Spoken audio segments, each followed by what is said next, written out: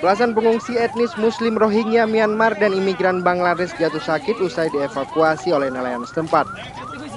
Kameramen Aceh Video Taufik Lana merekam proses evakuasi para imigran ini dari lokasi penampungan ke posko kesehatan pada Jumat 15 Mei lalu. Bahkan beberapa dari mereka pingsan usai diselamatkan oleh nelayan setempat. Tim medis terus berusaha menolong para imigran tersebut sebelum dilarikan ke Rumah Sakit Umum Kota Langsa. Kini puluhan imigran dirawat di 2 posko kesehatan di Komplek Pelabuhan Kuala Langsa. Pengungsi ini rata-rata mengalami dehidrasi, lambung, diare, luka-luka dan infeksi saluran pernafasan.